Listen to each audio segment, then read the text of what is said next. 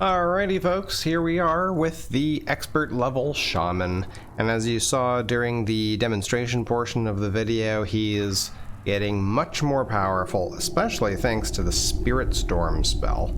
But some of the other stuff too, working pretty good. Let's take a look at those new spells. We have got the Stave of Binding. Enchant your power attacks for 105 seconds, immobilizes targets with 25% chance to disarm. Nice. For Conjuration, we've got the Earth Totem. For 315 seconds, create a totem that casts 210 damage tremors every 7 seconds in combat. And for Restoration, we have Spirit Storm. Spirit Swarm drains 82 points of magicka and stamina per second. When both are depleted, it drains health instead. And you saw me use that against a couple of powerful enemies, and they got drained pretty quick. Even the chief, he was doing quite a bit of damage to me, but he didn't survive. So it worked out pretty good in the end. Now let's take a look at the perks. So in Conjuration, I have not got anything else, just Atromancy. I decided not to get Edge of Oblivion just because you have no summons that follows you around, right? So you'd have to be constantly casting a totem to get the bonus of being able to have an extra minion. And then they last longer, but then when you don't have them, you lose armor and magic resistance. So I haven't gone in there. I might test that out for the final part of the build, but we'll see.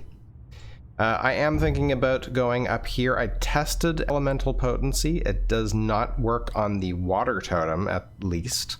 Didn't notice it doing any other damage to enemies with the Tree Totem or Earth Totem. So that doesn't seem to affect totems.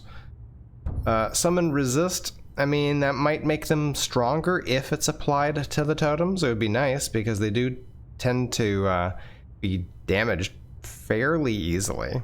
Like the enemies will target the totem to wipe it out. So, and then we got March of Oblivion, which may give us the option to have. I haven't tested this out yet, but we might give us the option to have more than one totem at a time, which would be nice. Be nice to have like the healing totem by us and the tremor totem or poison totem by the enemies.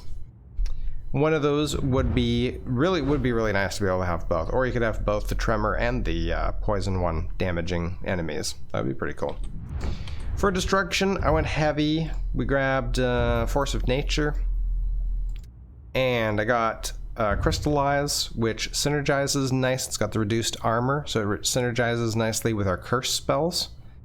Shatter will work on frost-resistant enemies, and Hypothermia allows our Frost Cloak to basically paralyze people when they get too low on health. Restoration, didn't put anything else in there.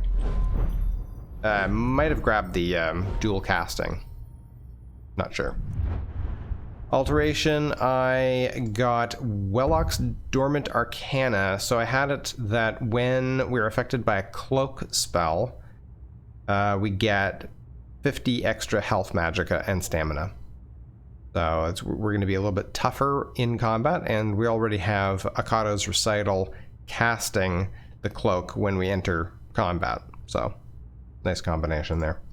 And I also grabbed Intuitive Magic 1. I'll get 2 as well, just so that the Novice and Apprentice spells are free. For Two-Handed, I got Batter 2 out of 2. Power attacks with a Warhammer have a 25% chance to be a critical strike. All critical strikes with a Warhammer deal double critical damage. And Avalanche forwards power attacks, because I tend to do a lot of forwards power attacks, will daze a target for 8 seconds, causing it to stagger when struck by an unblocked attack. And finally, for light armor, I just grabbed Windrunner, I think. I'll move a little faster in combat, because I do feel like I'm moving slowly. Oddly enough, I'm not sure Not sure why it feels so slow. It feels like I'm wearing heavy armor, but I'm wearing light. So I'm not sure what's going on with that. Anyway, hope you enjoyed this update, and get ready for tomorrow. We're going to have the final build. We'll see how that turns out. Thanks for joining me. See you guys.